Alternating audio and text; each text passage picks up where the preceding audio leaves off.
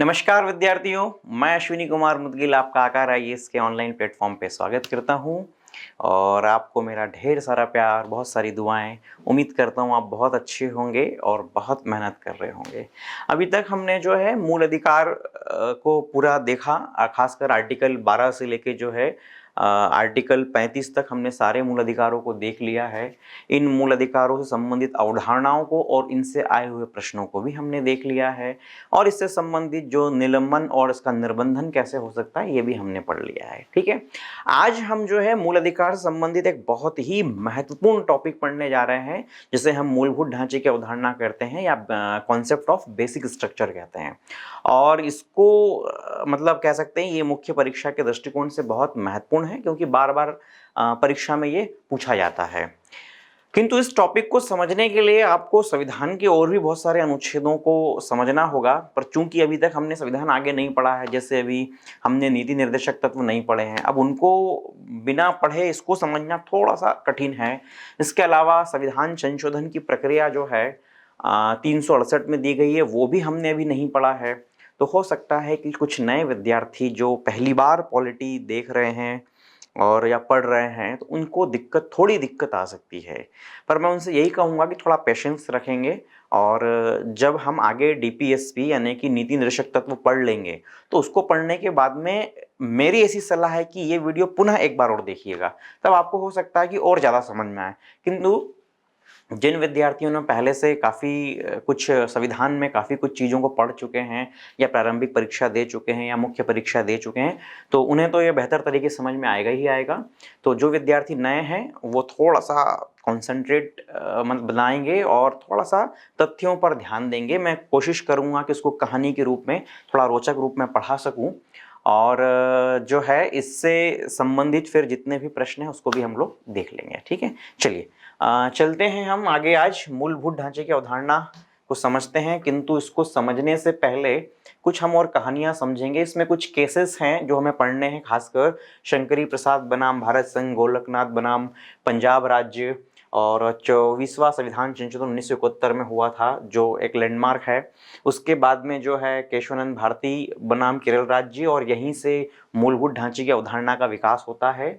उसके बाद में फिर 42वां संविधान संशोधन किस अर्थों में महत्वपूर्ण था उसे हम समझेंगे, खासकर इस संदर्भ में। और उसके बाद में फिर मिनर्वा मिल्स बनाम भारत संघ 1980। ठीक है, किंतु इसको भी समझने से पहले मतलब इस कि मूलभूत ढांचे की अवधारणा का विकास कैसे हुआ, इसको भी समझने से पहले हमें एक कहानी समझना होगी। और मुझे ऐसा लगता है कि ये कहानी अगर आप अच्छे समझेंगे, मतलब इसके ऐतिहासिक पृष्ठभूमि को अगर अच्छे समझेंगे, तो आपको मूलभूत ढांचे की अवधारणा और बेहतर तरीके से समझ में आएगी। ठीक, अब देखिए, हमने प्रस्तावना में जो है किसको लक्ष्य के रूप में अपनाया? न्याय को अपनाया। ठीक है, यहाँ ध्यान देंगे, मतलब हमने तो बहुत सारे ऐसे लक्ष्य लिए हैं, किंतु फिर भी इसमें से एक महत्वपूर्ण लक्ष्य जो है वो क्या है? न्याय है। ठीक है, न्याय भी हमने जो है 3 तरह से अपनाया है। खासकर एक जो है राजनीतिक न्याय है, ठीक है। दूसरा हम कह सकते हैं कि सामाजिक और आर्थिक न्याय। एक साथ मैं इसको यहीं लिख देता हूं, ठीक है, सामाजिक और आर्थिक न्याय। अब ये सामाजिक आर्थिक न्याय ही एक प्रकार से हम देखें तो यह समाजवाद की भी स्थापना करते हैं या एक लोक कल्याणकारी राज्य की भी स्थापना करते हैं। समाजवाद भी हमने जो है राज्य के स्वरूप के रूप में स्पष्ट किया, हालांकि इसको बाद में ऐड किया हमने 42 कॉन्स्टिट्यूशन अमेंडमेंट के द्वारा, किंतु भावना हमारी कहीं ना कहीं यही थी कि हम समाजवादी राज्य स्थापित करना चाहते हैं। ठीक है, अब हमें अपने देश के लोगों को, यानी संविधान सभा जब संविधान बना रही थी तो उनके सामने यह प्रश्न था कि हम कैसे अपने देश के लोगों को राजनीतिक न्याय दें और कैसे हम अपने देश के लोगों को सामाजिक आर्थिक न्याय दें। न्याय का मतलब क्या होता है? मैंने आपसे प्रस्तावना को जब पढ़ाया था तब समझाया था, न्याय का मूल प्रश्न जो होता है वितरण से होता है। जब हम अपने राष्ट्र में, अपने देश में समस्त राजनीतिक, सामाजिक, आर्थिक संसाधनों का, शक्तियों का, अधिकारों का वितरण जब हम उचित करते हैं या समान करते हैं, तो क्या उत्पन्न होगा? न्याय उत्पन्न होगा। राजनीतिक न्याय कहने का मतलब है कि जितनी भी राजनीतिक शक्तियां हैं या राजनीतिक अधिकार है, यदि हम सभी देश के नागरिकों को समान रूप से वितरित कर देते हैं, समान रूप से देते हैं, तो क्या उत्पन्न होगा? राजनीतिक न्याय होगा। होगा, जैसे समानता का अधिकार, जैसे स्वतंत्रता का अधिकार, जैसे वाक और अभिव्यक्ति का अधिकार, जैसे जीवन का अधिकार, जैसे धर्म की स्वतंत्रता का अधिकार, जैसे मतदान करने का अधिकार, जैसे कोई भी राजनीतिक दल, समूह, संगम, संगठन बनाने का अधिकार, जैसे चुनाव लड़ने का अधिकार। ये सब कैसे राइट्स हैं? ये पॉलिटिकल राइट्स हैं। और ये पॉलिटिकल राइट्स हमने अपने देश में जनता को कैसे दिए? इक्वली प्रदान किए, समान रूप से प्रदान किए। किसकी स्थापना करी? न्याय की स्थापना करी। वहीं दूसरी ओर हमें क्या स्थापित करना है? सामाजिक आर्थिक न्याय। सामाजिक न्याय कहने का मतलब है कि जब हम समाज के सभी वर्गों में समान भागीदारी देते हैं, सभी वर्गों को समान भागीदारी उपलब्ध कराते हैं, राज्य में, शासन में, तमाम जगह।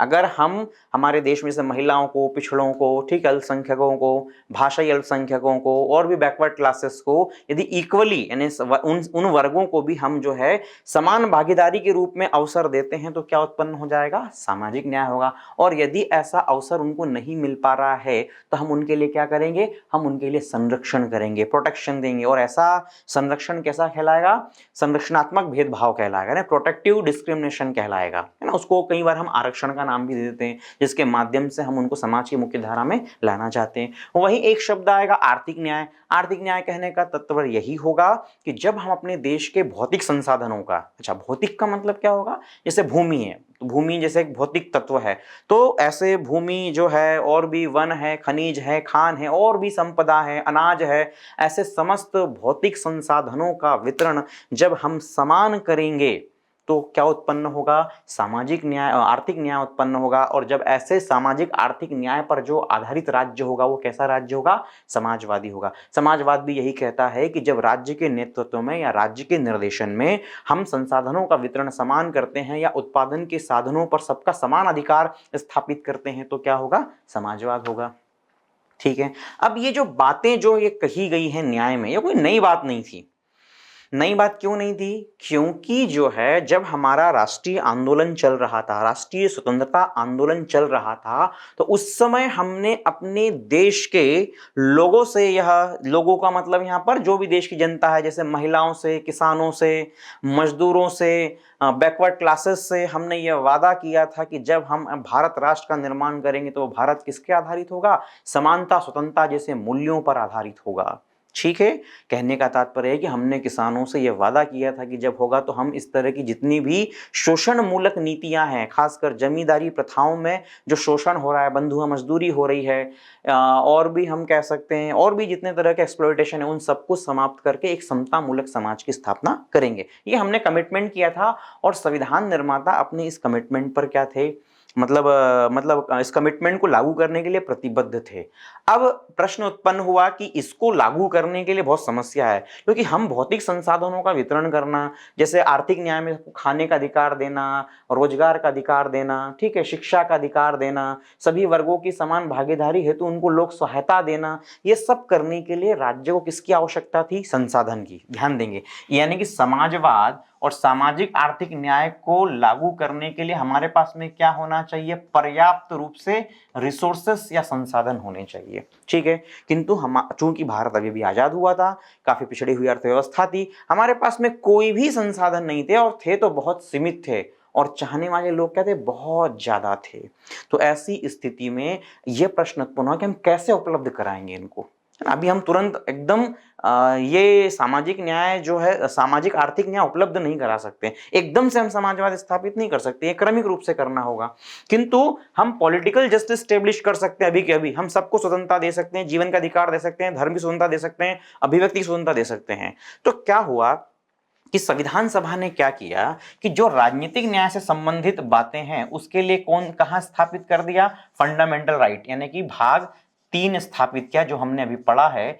भाग 3 जो है फंडामेंटल राइट को स्टैब्लिश किया, और सामाजिक आर्थिक न्याय को स्थापित करने के लिए संविधान में एक नया भाग बना दिया, उसका कहा भाग 4, जिसमें हमने डीपीएसपी, जिसको हमने नाम दिया है ना, directive principle of state principles होगा, यानी नीति निर्देशक तत्व होगा। इनका उल्लेख जो है आर्टिकल 12 से लेके 12 से लेके जो है 35 तक था, और इस अनुच्छेद का उल्लेख कहाँ? 36 से लेके जो है 51 था। इसे डीपीएसपी को जो है यानी नीति निर्देशक तत्व को हम अगले जस्ट इसके बाद जो नेक्स्ट चैप्टर में पढ़ने जा रहे हैं, तो अभी बस आप समझिए। तो हमने क्या किया कि सामाजिक आर्थिक न्याय से संबंधित जितने प्रावधान हैं और समाजवाद और कल्याणकारी राज्य से स्थापित करने वाले प्रावधानों को हमने कहां डाल दिया, भाग 4 में डाल दिया। अब इन दोनों में मूलभूत अंतर यह है कि जहां भाग 3 में जो मूल अधिकार दिए हैं वह मूल अधिकार न्यायालय में वाद योग्य है। हम पढ़ चुके हैं कि अनुच्छेद 32 के माध्यम से, अच्छा हमने 2 अनुच्छेद पढ़े, एक अनुच्छेद 13 पढ़ा है और एक अनुच्छेद 32 पढ़ा, जिससे दोनों से हमने पढ़ा था जुडिशियल रिव्यू का पावर निकलता है। अनुच्छेद 13(2) क्या कहता है? अनुच्छेद 13(2) यह कहता है कि राज्य ऐसी कोई विधि नहीं बनाएगा जो क्या करती हो, फंडामेंटल राइट को न्यून करती हो, कम करती हो या शून्य करती हो या अतिक्रमण करती हो। कहने का तात्पर्य है कि इसको गारंटेड बना दिया गया। संसद मतलब संसद के माध्यम से यदि कोई भी कानून बनता है तो वो मूल अधिकारों को कम नहीं कर सकते हैं, मतलब इतना ज्यादा उनको सिक्योर किया गया, इनमें कोई कमी नहीं हो सकती है। और आर्टिकल 32 के माध्यम से सुप्रीम कोर्ट को उसका गारंटर बनाया गया और कहा गया कि यदि मूल अधिकारों का अतिक्रमण होता है तो न्यायालय क्या कर सकता है, न्यायालय उसके लिए जो है 5 तरह की रिट जारी कर सकता है और आपके उस मूल अधिकारों को पुनः प्रवर्तन में ला सकता है। इन्हें राजनीतिक न्याय को जो है हमने गारंटी दी। किंतु संविधान सभा यह जानती थी कि अभी हमारा देश पिछड़ा हुआ है, हमारे पास में इतने रिसोर्सेस नहीं है कि इतनी सारी जनता को हम एक साथ शिक्षा का अधिकार, काम का अधिकार, ठीक है, और भी तमाम तरह के जो है भौतिक संपदाओं का वितरण एकदम से समान नहीं कर सकते, इसके लिए हमें समय चाहिए। तो इसको भाग 4 में डाल दिया और कहा कि जैसे जैसे जो है राज्य मजबूत और विकसित होता चला जाएगा, राज्य सामाजिक आर्थिक न्याय को क्या करेगा, लागू करेगा। यानी कि अर्थात कहने का अर्थ है कि भाग 4 में दिए गए सामाजिक आर्थिक और समाजवादी संबंधी प्रावधानों को राज्य की इच्छा पर छोड़ दिया कि जैसे जैसे राज्य मजबूत होगा, शक्तिशाली होगा, संपन्न होगा, वैसे वैसे वो अपनी जनता को क्या देगा, अधिकार देगा। किंतु यह भाग 4 में दिए गए प्रावधान सरकार के कर्तव्य माने गए, यानी उनकी ड्यूटी है। इसमें लिखा गया आर्टिकल 37 में, आप अभी पढ़ेंगे आगे, आर्टिकल 37 में कहा है कि भाग 4 में दिए गए प्रावधान यद्यपि न्यायालय में प्रवर्तनीय नहीं है, प्रवर्तनीय मतलब ये वाद योग्य नहीं है, इसको आप चैलेंज नहीं कर सकते हो सुप्रीम कोर्ट में, फंडामेंटल राइट को चैलेंज कर सकते हो, इसको चैलेंज नहीं कर सकते हो, तो ये प्रवर्तनीय ना होते हुए भी शासन में मूलभूत है। यानी कि यह शासन में फंडामेंटल है। इनको जब भी कोई गवर्नमेंट कोई भी योजना कार्यक्रम बनाता है तो इनको ध्यान में रहेगा, और उसी में आगे लिखा है कि राज्य जब भी किसी विधि का निर्माण करेगा तो इन मूलभूत सिद्धांतों यानी नीतिशक्त सिद्धांतों का क्या करेगा, वो पालन करेगा। ये राज्य की ड्यूटी है। ठीक है, तो अब एक और फंडामेंटल राइट और एक दो डीपीएस। ठीक, कोई डाउट तो नहीं। अब इन दोनों को थोड़ा और समझते हैं गहराई से जाके। कैसे समझते हैं गहराई से जाके कि अब जैसे मान लीजिए कि फंडामेंटल राइट जो कि संविधान के द्वारा गारंटेड है, वाद योग्य है, इसका उल्लंघन न तो संसद कर सकती है और न ही कोई व्यक्ति कर सकता है। कोई कानून ऐसा नहीं बना सकता जिससे आप मूल अधिकारों का उल्लंघन कर सकते हो, और किया तो सर्वोच्च न्यायालय जो है रिट जारी करके उसे पुनः प्रवर्तन में लाएगा। वहीं दूसरी ओर जो है, जो कह सकते हैं डीपीएस में जो यानी कह सकते हैं नीति निर्देशक तत्व में जो हमने प्रावधान किए, वह राज्य की ड्यूटी है कि वो उनको लागू करें। तो कई बार ऐसा होता था कि जब हम भाग 4 में दिए गए नीति निर्देशक तत्व को लागू करने के लिए कोई विधि या कानून बनाते थे, शब्द पर ध्यान देंगे, कोई विधि या कानून बनाते थे, तो वो किससे कॉन्ट्रोडिक्ट करता था, वो फंडामेंटल राइट से कॉन्ट्रोडिक्ट करता था। ठीक है, यानी उसको विरोधाभासी हो जाता था। और ऐसे विरोधाभास के क्रम में जो है कई बार यह प्रश्न उत्पन्न हो जाता था कि किसको हम कह सकते हैं, किसको वरीयता दें, फंडामेंटल राइट को वरीयता दें या डीपीएस को वरीयता दें। और राज्य के लिए भी यह मतलब सरकार के लिए, राज्य के लिए भी यह चुनौतीपूर्ण हो गया था कि इन दोनों में कैसे सामंजस्य बिठाएं। एक और हमारे संविधान ने मूल अधिकार दे रखे हैं जो न्यायालय में प्रवर्तनीय है, एक और डीपीएस है जो प्रवर्तनीय तो नहीं है किंतु यह सामाजिक आर्थिक और समाजवादी राज्य की स्थापना करते हैं, और उनको लागू करना राज्य का क्या है, कर्तव्य है। जैसे फॉर एग्जाम्पल इसको समझिए इस तरह से, देखिए एक और फंडामेंटल राइट में आर्टिकल 19 था, पहले उस समय था, अभी तो नहीं है, अब तो फंडामेंटल राइट नहीं। जैसे आर्टिकल 19(1)(f) क्या था, ये हमने इसको देखा था कि संपत्ति का अधिकार था। उस समय था जब 26 जनवरी 1950 को संविधान लागू हुआ, तब ये संपत्ति का अधिकार था। बाद में से 44 अमेंडमेंट के द्वारा हटा दिया, वो अलग बात है, किंतु उस समय था। तो अब ये आर्टिकल 19(1)(f) और इसी में एक और आर्टिकल था आर्टिकल 31, ये दोनों अधिकार जो हैं किसको सुरक्षित करते थे, संपत्ति के अधिकार को। कहने का तात्पर्य है 19(1)(f) कहता था कोई भी व्यक्ति जो है संपत्ति को धारण कर सकता है, अर्जन कर सकता है, ये उसका फंडामेंटल राइट है। और 31 में भी ये कहा गया था कि राज्य विधि के अलावा किसी भी तरह से आपकी संपत्ति को अर्जित या अधिग्रहित नहीं कर सकता है, और भी इसमें कुछ कुछ क्लॉज थे। तो कुल मिलाकर आर्टिकल 19(1)(f) और 31 किसको प्रोटेक्ट कर रहे हैं? वो प्रोटेक्ट कर रहे हैं आपके राइट टू प्रॉपर्टी को। कहने का तात्पर्य है, अब देखिए, अब यहां पर अगर आर्टिकल 13(2) को थोड़ा सा ध्यान दें, आर्टिकल 13(2) याद आ रहा है आपको? 13(2) ने क्या कहा था? राज्य ऐसी कोई विधि नहीं बना सकता। तो मतलब आप ऐसा कोई कानून नहीं बना सकते हो जिससे आपकी संपत्ति को छीन लिया जाए, क्योंकि इससे किसको वायलेशन हो रहा है? आपके राइट टू प्रॉपर्टी को वायलेशन हो रहा है। ठीक वहीं दूसरी ओर डीपीएस के आर्टिकल 39(b) और आर्टिकल 39(c) बहुत इंपॉर्टेंट है दोनों आर्टिकल। ठीक है, ये हम पढ़ेंगे अभी आगे जब नीति निषेध तत्व पढ़ेंगे, किंतु मैं अभी सामान्य शब्दों में समझा देता हूं कि अनुच्छेद 39 जो है 39(b) और 39(c), यह जो है एक प्रकार से सामाजिक आर्थिक न्याय की स्थापना करते हैं या समाजवाद की स्थापना करते हैं। 39(b) यह कहता है कि राज्य जो है क्या करेगा? जो भी भौतिक संसाधन है, यानी जो भी फिजिकल रिसोर्सेस है, उनका वितरण कैसा करेगा? उचित करेगा या समान वितरण करेगा। ठीक है, मैंने अभी दोहराया था कि हमारे देश के जो लीडर्स थे, स्वतंत्रता आंदोलन में जो लीडर्स थे, उन्होंने अपने देश के किसानों के साथ यह वादा किया था कि जब देश आजाद होगा तो समस्त प्रकार के जमींदारी कानूनों का उन्मूलन होगा और जितनी भी भूमियों का असमान वितरण जो है सो क्या किया जाएगा? समान वितरण किया जाएगा।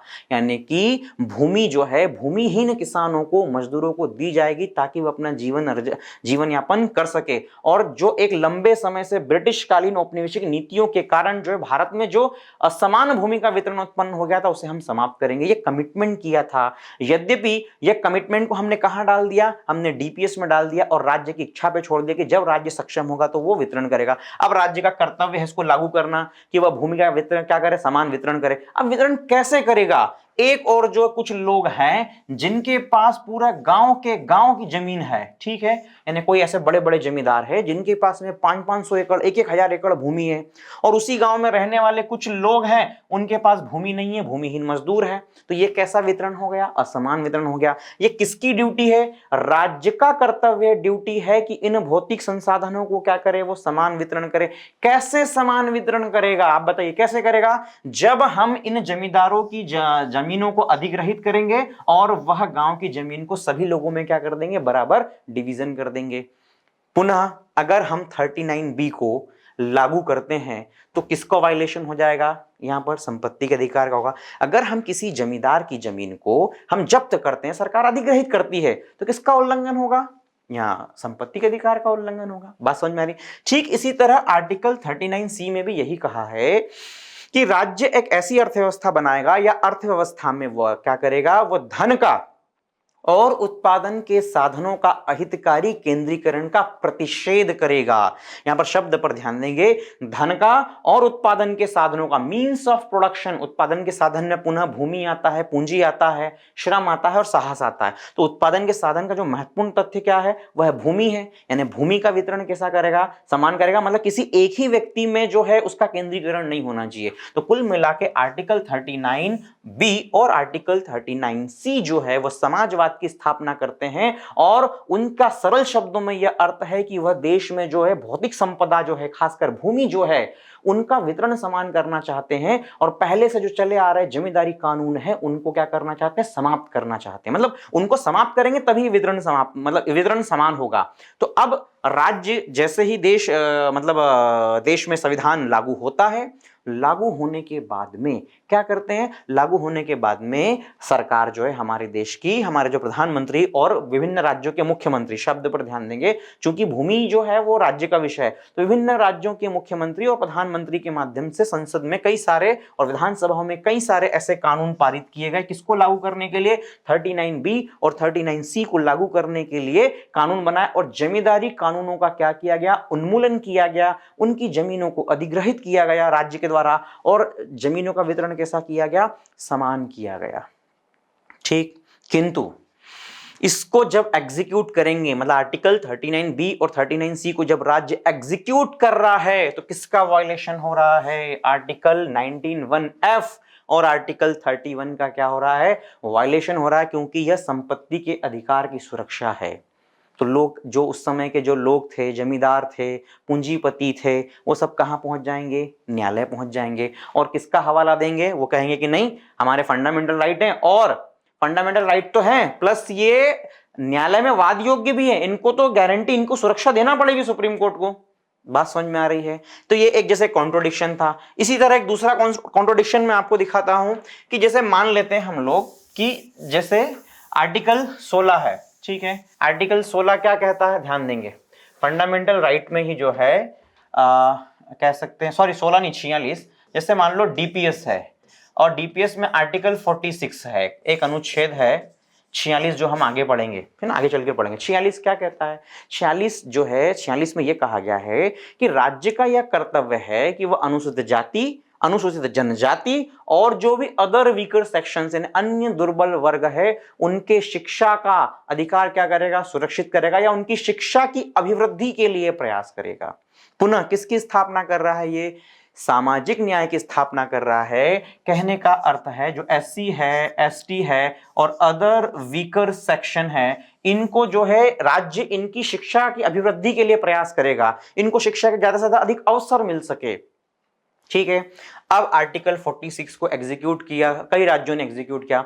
अब उसी समय मद्रास राज्य था, मद्रास राज्य ने जो है अपने जितने भी शैक्षणिक संस्थान है, खासकर इंजीनियरिंग और मेडिकल कॉलेजेस में क्या कर दिया? अनुसूचित जाति, जनजाति और कुछ धर्म के यानी कुछ मुस्लिमों को भी क्या कर दिया? आरक्षण दे दिया, ठीक है, रिजर्वेशन कर दिया, उनकी सीट को रिजर्व कर दिया, ठीक है। 1951 की बात है, ठीक है। वहीं दूसरी ओर फंडामेंटल राइट में जो है आर्टिकल 14 जो क्या कहता है? विधि के समक्ष समता की बात कहता है और आर्टिकल 15 ये दोनों का क्या हो रहा है? उल्लंघन हो रहा है। क्यों उल्लंघन हो रहा है? क्योंकि ये कहता है कानून के लिए, कानून क्या होना चाहिए? सबके लिए कैसा होना चाहिए? समान होना चाहिए। आर्टिकल 15 क्या कहता है कि राज्य जो है किसी भी नागरिक के साथ में धर्म, जाति, मूलवंश, जन्म स्थान के आधार या लिंग के आधार पर कोई भेदभाव नहीं करेगा।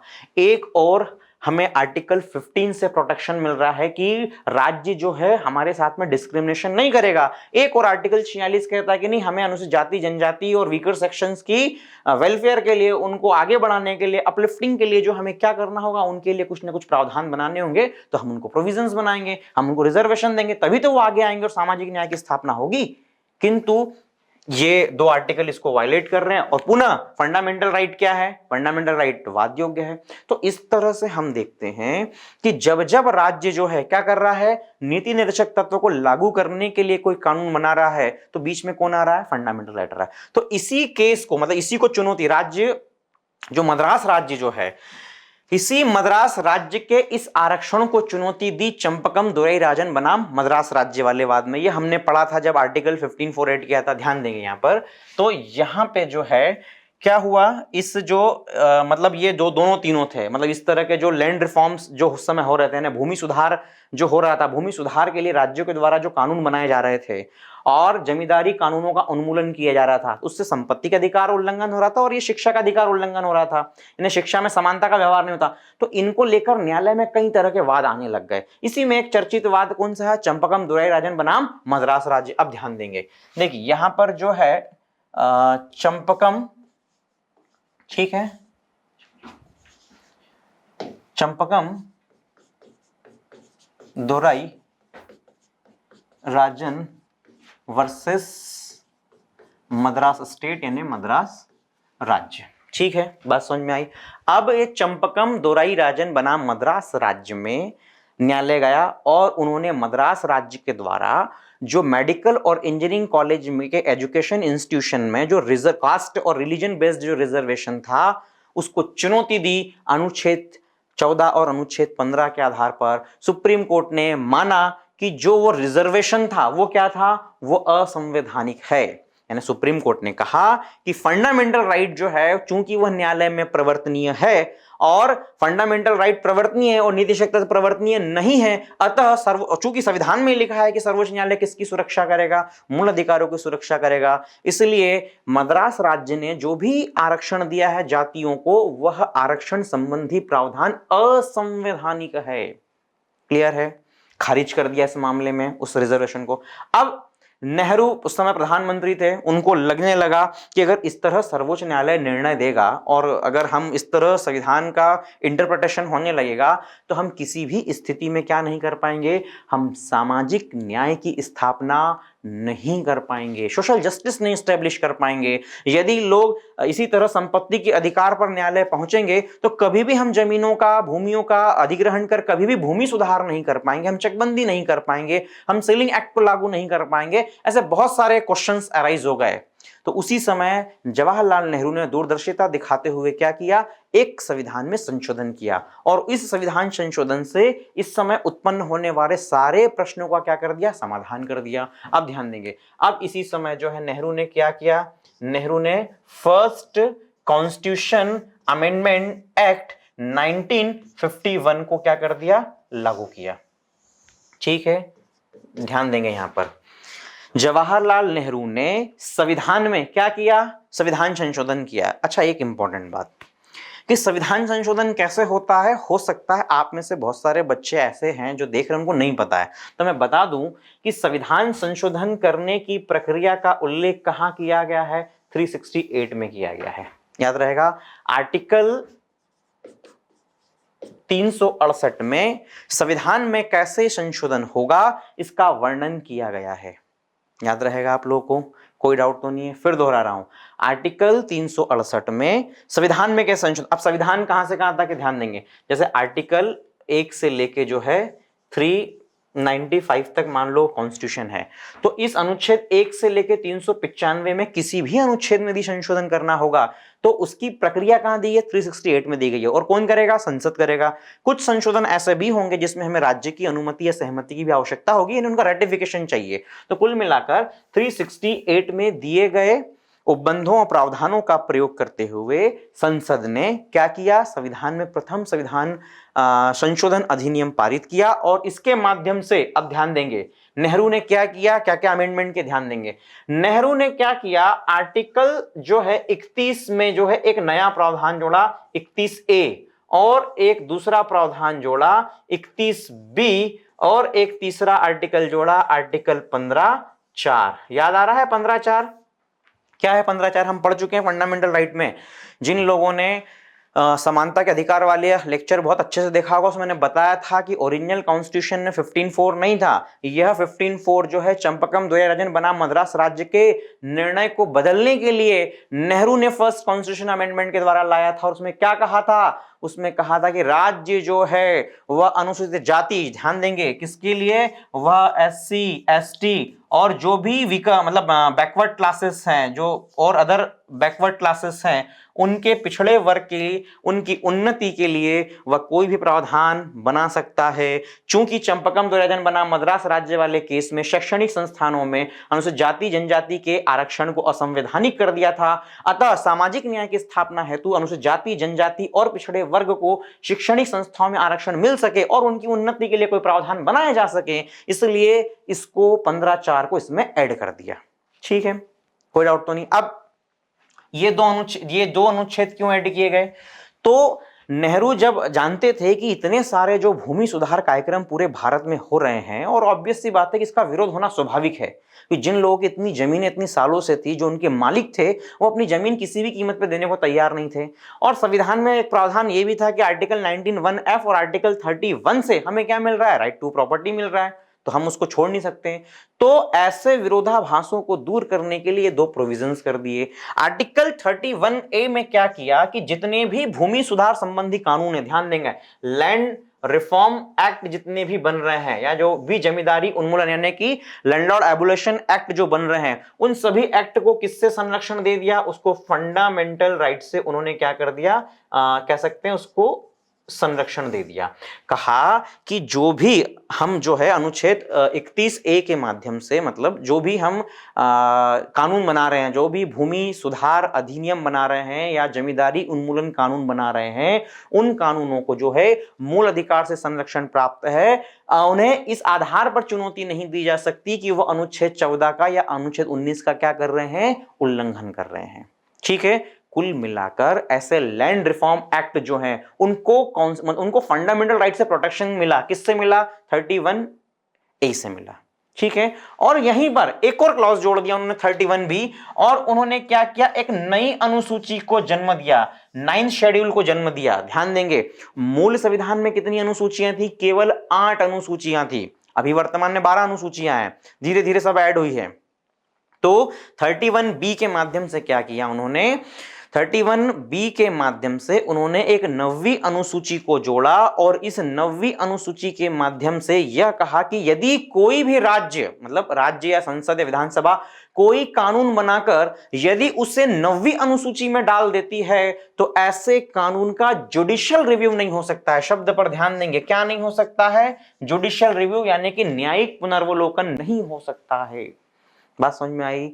तो कुल मिला के 31A और 31B का उद्देश्य यह था कि जमींदारी उन्मूलन या भूमि सुधार संबंधित बनाए गए कानूनों का जुडिशियल रिव्यू ना हो सके, इन कानूनों को मूल अधिकारों के उल्लंघन के आधार पर न्यायालय में चुनौती नहीं दी जा सके, इसलिए इन दोनों अनुच्छेद के माध्यम से उसे क्या दिया गया, प्रोटेक्शन दिया गया, संरक्षण दिया गया, 9वीं अनुसूची को जन्म दिया गया, और जो भी कानून बना के 9th शेड्यूल में चला जाएगा, न्यायालय अब उसको जांच नहीं कर सकती है।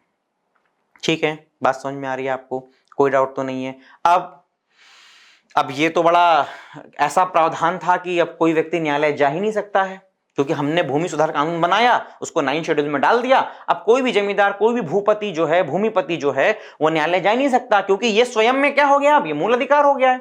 आर्टिकल 31A और 31B जो है क्या हो गए हैं, एक मूल अधिकार बन गए हैं, इनको ही मूल अधिकार बना दिया गया है, तो अब न्यायालय जा ही नहीं सकते हैं। तो अब बड़ा संकट हो गया कि कैसे किया जाए।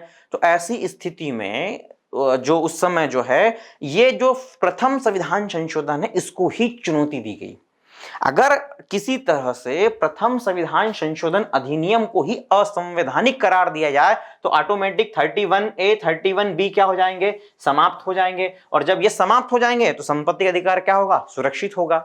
तो इसी संबंध में जो है पहला केस जो आता है सर्वोच्च न्यायालय में, वो कौन सा आता है, शंकरी प्रसाद बनाम भारत संघ में। अब ध्यान दीजिए, ये पहला केस जो आता है शंकरी प्रसाद बनाम भारत संघ 1951 में केस आता है। अब ये केस क्या है, इसको हम समझते हैं, इनका आर्गुमेंट क्या है, इनका तर्क क्या है, वो कैसे प्रथम संविधान संशोधन अधिनियम को चुनौती देते हैं, कैसे देते हैं, इसको हम लोग समझेंगे। ठीक है, अब देखिए, ध्यान दीजिए, यहां पर बहुत महत्वपूर्ण बात है। ठीक है, अब यहां पर एक ध्यान देने योग्य बात है कि हमने पढ़ा था आर्टिकल 13(2) पढ़ा था हमने, आर्टिकल 13(2), आर्टिकल 13 में 3 प्रावधान थे, 13(1), 13(2) और 13(3). ठीक है, हमने 13(2) स्पेशली पढ़ा था, बहुत ध्यान से पढ़ा था। और संविधान में संशोधन करने का एक प्रावधान है, 368 प्रावधान है, जो हमने अभी देखा था। तो इन दोनों के संबंध को लेकर एक प्रश्न उत्पन्न किया गया शंकरी प्रसाद बनाम भारत संघ में, और कहा गया कि जो संविधान संशोधन जो किया गया है वह स्वयं में असंवैधानिक है। कैसे असंवैधानिक, अब ध्यान देंगे, एक आर्टिकल 13(2) में यह कहा गया है, इसको लैंग्वेज को ध्यान देंगे, हमने पढ़ा था, फिर से आप रिवीजन कीजिए, आपको याद होगा। उसमें कहा था कि राज्य ऐसी कोई विधि नहीं बनाएगा, शब्द पर ध्यान देंगे, क्या नहीं बनाएगा, विधि नहीं बनाएगा, राज्य ऐसी कोई विधि नहीं बनाएगा जो फंडामेंटल राइट को क्या करती हो, न्यून करती हो या कम करती हो, और यदि राज्य ऐसी कोई विधि बनाता है तो वह उस मात्रा तक शून्य हो जाएगी जिस मात्रा तक वह मूल अधिकारों का उल्लंघन करती है। ठीक है, कोई डाउट तो नहीं। 13(2) में क्या कहा गया है कि राज्य ऐसी कोई विधि नहीं बनाएगा, शब्द पर ध्यान दीजिएगा, राज्य ऐसी कोई विधि नहीं बनाएगा जो मूल अधिकारों को न्यून करती हो या कम करती हो। क्लियर है, कोई डाउट तो नहीं है इसमें, समझ में आ रही बात। अब प्रश्न उत्पन्न होता है कि यहां विधि शब्द का क्या मतलब है। तो आर्टिकल 13(3) शब्द पर ध्यान देंगे, यहां पर आर्टिकल 13(3) में इसको स्पष्ट किया गया है, यानी 13(3) में यह बताया गया है कि विधि शब्द के अंतर्गत क्या क्या होगा। ठीक है, तो क्या क्या विधि शब्द के अंतर्गत होगा, तो विधि शब्द के अंतर्गत जो क्या क्या हो जाएगा, विधि शब्द के अंतर्गत जो है अधिसूचना आ जाएगी। ठीक है, नोटिफिकेशन हम कह सकते हैं, अध्यादेश भी विधि के अंदर आ जाएगा। ठीक है, कोई और उपविधि भी विधि शब्द के अंतर्गत आ जाएगी, कोई नियम अगर है, ठीक है, कोई नियम भी है तो वो विधि शब्द में आएगा, नियम, कोई उपनियम भी है तो उपनियम या विनियम जिसको हम कह सकते हैं, इसको विनियम यानी रेगुलेशन हम पढ़ेंगे। जो विनियम जो है वो भी जो है विधि शब्द में आए। इसके अलावा कोई प्रथा, शब्द पर ध्यान देंगे, कोई प्रथा या कोई रूढ़ी जो है जो कानूनी बल रखता हो, ध्यान रखना, शब्द पर ध्यान देना, कोई प्रथा यानी कस्टम्स भी, यानी कोई रीति रिवाज या प्रथा या रूढ़ी भी जो है वह भी विधि शब्द के अधीन आ जाएगी यदि इस प्रथा और रूढ़ी कोई कानूनी बल हो, इनका मतलब कोई लीगल फोर्स हो इन चीज का, तो ये भी किस शब्द के आएंगे? विधि शब्द के अंतर्गत आएंगे। बात समझ में आई?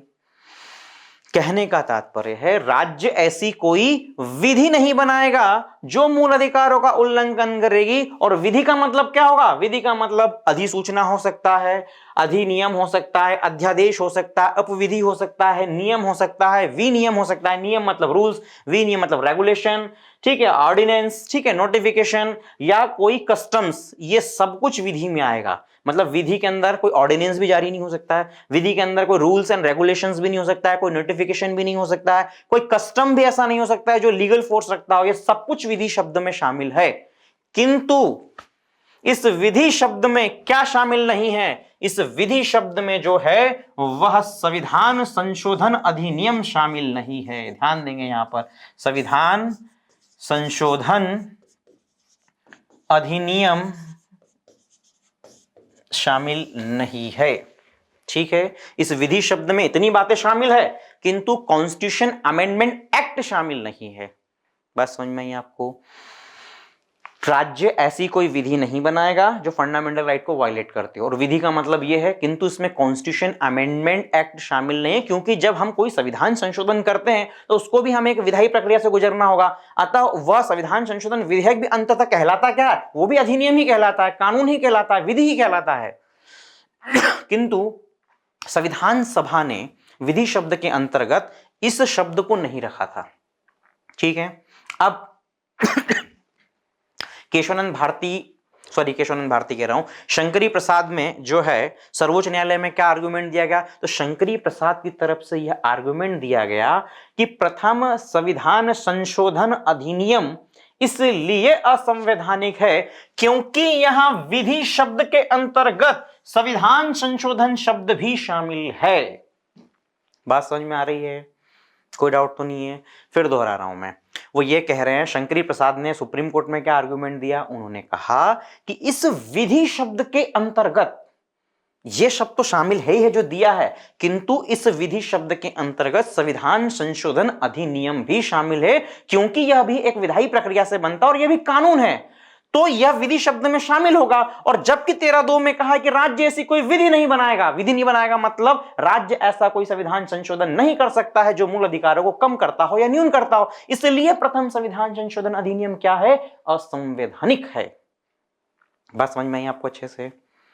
विधि शब्द के अंतर्गत क्या शामिल है? संविधान संशोधन शब्द शामिल है। विधि का मतलब सब कुछ है। अगर हम इसको इस तरह से देखें, अगर हम इसको एक वेन डायग्राम से देखें, तो अगर हम इसको विधि मान रहे हैं, इस गोले को जो है आर्टिकल 13 के अधीन विधि मान रहे हैं, तो इस विधि में सब कुछ शामिल है जो हमने पढ़ा। और इस विधि शब्द में ही जो है कॉन्स्टिट्यूशन अमेंडमेंट एक्ट भी शामिल है। और जब हमने कह दिया कि 13(2) के तहत राज्य विधि नहीं बना सकता, मतलब राज्य संविधान संशोधन भी नहीं कर सकता है जो मूल अधिकार को न्यून करता हो। और प्रथम संविधान संशोधन अधिनियम जो नेहरू द्वारा किया गया वह इसलिए असंवैधानिक है क्योंकि वह मूल अधिकारों को न्यून कर रहा है। बात समझ में आई? कोई डाउट तो नहीं है? किंतु सर्वोच्च न्यायालय ने क्या किया? सर्वोच्च न्यायालय ने जो है जजमेंट दिया, सुप्रीम कोर्ट ने निर्णय दिया कि अनुच्छेद 13 के अधीन जो विधि शब्द है उसमें संविधान संशोधन शब्द शामिल नहीं है। बस समझ में आ रही है आपको अच्छे से? अगर हम आर्टिकल 13 के अधीन यानी 13(2) के अधीन विधि शब्द को देखते हैं तो इस विधि शब्द में जो है अनुच्छेद 368 के अधीन जो कॉन्स्टिट्यूशन अमेंडमेंट एक्ट जो है वह शामिल नहीं है। अर्थात संसद जो है वह मूल अधिकारों में संशोधन कर सकती है। और शंकरी प्रसाद क्या आर्गुमेंट दे रहे थे कि संसद जो है वह मूल अधिकारों में संशोधन या न्यून नहीं कर सकती क्योंकि वह विधि है। जो है न्यायपालिका ने कहा नहीं, विधि शब्द के अंतर्गत संविधान संशोधन अधिनियम शामिल नहीं है। 368 के तहत यदि संसद कोई संविधान संशोधन करती है तो वह विधि शब्द में नहीं आएगा। अर्थात संसद मूल अधिकारों में संशोधन कर सकती है, उसको न्यूनतम भी कर सकती है, संसद के पास में शक्ति है। कोई डाउट तो नहीं है इसमें, बात समझ में आई। अब ये मामला चलता रहा आगे तक, ठीक है। और इस केस में आप याद रखेंगे कि शंकरी प्रसाद बनाम भारत संघ में यह प्रश्न उत्पन्न, मैं फिर से रिवीजन करवाता हूं कि शंकरी प्रसाद बनाम भारत संघ में यह प्रश्न उत्पन्न होता है कि अनुच्छेद 13(2) के तहत क्या विधि शब्द के अंतर्गत संविधान संशोधन शब्द शामिल है या नहीं है। शंकरी प्रसाद ने कहा, तर्क दिया सुप्रीम कोर्ट में कि विधि शब्द के अंतर्गत संविधान संशोधन शब्द शामिल है, अतः संसद जो है ऐसा कोई भी संविधान संशोधन नहीं कर सकती है जो मूल अधिकारों को कम या न्यून करते हैं। इस आधार पर प्रथम संविधान संशोधन अधिनियम क्या है, असंवैधानिक है। ठीक है, बात समझ में आई। सुप्रीम कोर्ट ने कहा नहीं, सुप्रीम कोर्ट ने कहा कि विधि शब्द में संविधान संशोधन शब्द शामिल नहीं है, अतः संसद मूल अधिकारों में संशोधन कर सकती 368 के तहत, वो लॉ वर्ड में या विधि वर्ड में शामिल नहीं होगा। दोनों अलग अलग हैं, उनको एक करने की आवश्यकता नहीं है। ठीक है, अतः प्रथम संविधान संशोधन अधिनियम क्या हो गया, वैलिड हो गया। आर्टिकल 31A, आर्टिकल 31B और आर्टिकल 15(4) क्या हो गए, वैलिड हो गए, यानी वह संवैधानिक है, कॉन्स्टिट्यूशनल है। ठीक, अब मामला चलता रहा और जितने भी, चूंकि अनुसूची 9 में अनुसूची 9 जो है वो संवैधानिक हो गई, अब उसमें कोई भी लॉ बना के डाल दोगे तो क्या हो जाएगा, उसका जुडिशियल रिव्यू हो ही नहीं सकता है। तो अब जो है धड़ाधड़ जो है लैंड रिफॉर्म एक्ट पारित होने लग गए सभी राज्यों में, और भूमि सुधार का जो प्रक्रिया है वो आगे चलने लग गई, और सामाजिक आर्थिक न्याय की स्थापना होने लगी, समाजवाद के आदर्श को स्थापित किया जाने लगा। ठीक है, आगे चलकर जो है कुछ राज्यों में और भी तकलीफ आ रही थी, कुछ राज्यों को समस्या आ रही थी लैंड रिफॉर्म के संदर्भ में, तो उसमें जो है उस समय एक और अमेंडमेंट किया गया 1964 में, जो है एक और कॉन्स्टिट्यूशन अमेंडमेंट किया गया जिसको 17th कॉन्स्टिट्यूशन अमेंडमेंट एक्ट कहा जाता है। और इसके माध्यम से भी जो है क्या किया गया, कुछ राज्यों के भूमि सुधार कानूनों को 9वीं सूची में डाल दिया गया, उनको शक्ति दी गई कि वह लैंड रिफॉर्म के या जमींदारी उन्मूलन और भूमि सुधार कार्यक्रम को और बेहतर तरीके से लागू कर सकते हैं, और इससे कुछ प्रोटेक्शन दिया गया। पुनः अब राजस्थान में और पंजाब, ये जो है 17 कॉन्स्टिट्यूशन अमेंडमेंट एक्ट से जो भी लॉ बने थे या जो लॉ को हमने 9 शेड्यूल में डाला था, उसमें राजस्थान के लॉ थे, पंजाब के थे, हरियाणा और बहुत सारे स्टेट थे। तो यहीं पर जो है राजस्थान के एक व्यक्ति थे, उनकी भी भूमि अधिग्रहित की गई या उनके भी भूमि संबंधी विवाद उत्पन्न हुआ, तो उन्होंने भी पुनः संपत्ति के आधार पर पुनः न्यायालय में चुनौती दी, जिसको हम सज्जन कुमार के नाम से जानते हैं। तो 1965 में जो है पुनः एक केस आता है सज्जन कुमार। ठीक है, और सज्जन कुमार में वह पुनः यही बात को उठाते हैं कि संसद को मूल अधिकारों में संशोधन करने की शक्ति नहीं है, वह इस तरह से हमारे राइट टू प्रॉपर्टी को छीन नहीं सकते हैं। किंतु जो है पुनः 1965 में न्यायालय ने अपनी उसी बात को दोहराया जो किसमें कही थी, शंकरी प्रसाद में कहा था। शंकरी प्रसाद में दिए गए निर्णय को ही पुनः सज्जन कुमार में दोहराया गया कि विधि शब्द के अंतर्गत संविधान संशोधन शब्द शामिल नहीं है, संसद चाहे तो मूल अधिकारों में संशोधन कर सकती है, और अनुसूची 9 भी क्या है, वह संवैधानिक है। ठीक, अब जब यह हम और ये एक्ट जो है बाद में और विस्तार हुआ, पंजाब में भी इसका विस्तार हुआ, और पंजाब में भी जो है इस लैंड रिफॉर्म जो है अधिनियम, जो भी भूमि सुधार अधिनियम, उनको लागू किया गया। अब जब पंजाब में यह लागू किया गया तो यहीं पर जो है एक गोलकनाथ बंधु थे, ठीक है ना, विलियम गोलकनाथ और हेनरी गोलकनाथ, दो भाई थे, उनकी जमीनों का भी अधिग्रहण हुआ। और पहले जो है उनकी पहले कुछ राज्यों को जमीन अधिग्रहण करने में कुछ समस्या आ रही थी, कुछ टेक्निकल पॉइंट्स थे, तो जो हमने अभी पढ़ा जो है 17 कॉन्स्टिट्यूशन अमेंडमेंट के द्वारा 64 में उन्हीं टेक्निकल पॉइंट को समाप्त करके उनके अधिग्रहण को आसान कर दिया। किंतु गोलकनाथ बंधुओं ने पुनः इसको कहां चुनौती दी, सर्वोच्च न्यायालय में चुनौती दी। अब ध्यान देंगे, यहां पर ध्यान दीजिए, 1967 में अब एक केस आता है, वो है गोलकनाथ बनाम, ठीक है, एक केस आता है गोलकनाथ बनाम पंजाब राज्य। ठीक है, और इसमें जो है गोलकनाथ बंधुओं की जमीनों को जो है सीज किया जाता है पंजाब सरकार के द्वारा। वह पुनः चुनौती देते हैं सर्वोच्च न्यायालय में कि यह जो कार्य है वह असंवैधानिक है, क्योंकि इससे हमारे मूलभूत अधिकारों का उल्लंघन हो रहा है, संपत्ति के अधिकारों का उल्लंघन हो रहा है, आर्टिकल 14 का भी वायलेशन हो रहा है। ठीक है, चलिए अब सुप्रीम कोर्ट में 11 न्यायाधीशों की बेंच बैठती है। ठीक है, और इस 11 न्यायाधीशों की बेंच में 6-5 से निर्णय दिया जाता है। इसमें जो है जस्टिस सुब्बा राव होते हैं, ध्यान दीजिएगा, जस्टिस सुब्बा राव जो है निर्णय देते हैं और ये बेंच जो है 6-5 से निर्णय देती है। इस 11 न्यायाधीशों की जो पीठ ने अब जो है मामला पलट दिया। ठीक है, क्या पलट दिया, ध्यान देंगे। शंकरी प्रसाद बनाम भारत संघ से लेके 1967 गोलकनाथ तक अभी तक क्या चल रहा था कि विधि शब्द के अधीन संविधान संशोधन शब्द शामिल नहीं है। ठीक है, अर्थात संसद मूल अधिकारों में संशोधन कर सकती है, कम कर सकती, ज्यादा कर सकती, न्यून कर सकती, कुछ भी कर सकती है। ठीक है, किंतु गोलकनाथ मामले में वाद में सर्वोच्च न्यायालय ने जो है अपना निर्णय पलट दिया। ठीक है, 1967 तक जो है बहुत सारे ऐसे संविधान सभा के जो निर्माता थे, जो सदस्य थे, उनकी मृत्यु हो चुकी थी। ठीक है, और उस समय मतलब 67 से पहले के जो लीडर्स थे, सरकारें थी, उनसे यह उम्मीद की जाती थी कि उनमें से बहुत सारे संविधान सभा के सदस्य थे, तो उनसे उम्मीद की जाती थी कि वह संविधान की मूल भावना को बनाकर रखेंगे। किंतु 1967 तक आते आते कई लोग बदल चुके थे, सरकारें बदल चुकी थी, नेता बदल चुके थे। इसलिए सुब्बा राव या न्यायपालिका को ऐसा लगता था कि यदि हम मूल अधिकारों के संशोधन करने की शक्ति यदि संसद में निहित कर देंगे, तो ऐसे में कहीं संसद यानी विधायिका के हाथ जो है हमारा संविधान खिलौना न बन जाए, और हो सकता है कि आने वाली जो पीढ़ी होगी, नेता होंगे, उनको संविधान की इतनी समझ न हो, वह मूल अधिकारों को संशोधन करके निरंकुश तानाशाह भी हो सकते हैं। तो ऐसी स्थिति में जो है सुब्बा राव यानी कि जो 11 न्यायाधीशों को बेंच बैठी थी, उसमें चीफ जस्टिस सुब्बा राव भी थे। उन्होंने अपने पूर्ववर्ती निर्णय, सर्वोच्च न्यायालय द्वारा दिए गए पूर्ववर्ती निर्णयों को बदल दिया और कहा कि यहां विधि शब्द के अंतर्गत, किसमें, आर्टिकल 13(2) में जो विधि शब्द जो है, इस विधि शब्द के अंतर्गत संविधान संशोधन शब्द भी शामिल है। ध्यान देंगे आप लोग, संविधान संशोधन अधिनियम भी शामिल है। बात समझ में आ रही है? यानी आर्टिकल 13(2) में यानी 13(2) में जो विधि शब्द के अंतर्गत क्या था, आदेश था, अध्यादेश था, अधिनियम था, नियम था, विनियम था, है ना, रूढ़ियां थी, प्रथाएं, ये तो थे।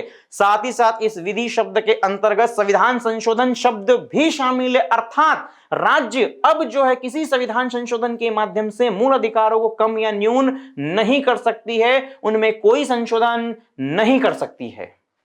किसमें यह मामला पलट दिया? गोलकनाथ वाले मामले में अपना निर्णय क्या कर दिया? पलट दिया। ठीक है, बात समझ में आ रही है? क्या कहा? विधि शब्द के अंतर्गत कॉन्स्टिट्यूशन अमेंडमेंट एक्ट यानी संविधान संशोधन अधिनियम शब्द शामिल है, अतः 13(2) के अनुसार राज्य ऐसी कोई विधि या संविधान संशोधन नहीं कर सकता है जो मूल अधिकारों को न्यून करते हो या कम करते हो। बात समझ में आई? ये एक प्रकार का एकदम ड्रास्टिक चेंज था सुप्रीम कोर्ट के द्वारा। ठीक है, अब इससे नया जो है समस्या उत्पन्न हो गई कि यदि विधि शब्द के अंतर्गत संविधान संशोधन अधिनियम शामिल है और राज्य जब भी नीति निषेध तत्व को लागू करने के लिए कोई कानून बनाएगा तो हमेशा वो मूल अधिकारों से क्या होगा? उसका उल्लंघन होगा, और जब उल्लंघन होगा तो हमेशा मूल अधिकार ऊपर रहेंगे, नीति निषेध तत्व के दिए गए प्रावधान नीचे रहेंगे, और इस तरह जो है हम कभी भी सामाजिक आर्थिक न्याय लागू नहीं कर पाएंगे, नहीं समाजवाद की अवधारणा को लागू कर पाएंगे। ठीक है, अब ये बड़ा प्रश्न उत्पन्न हो गया।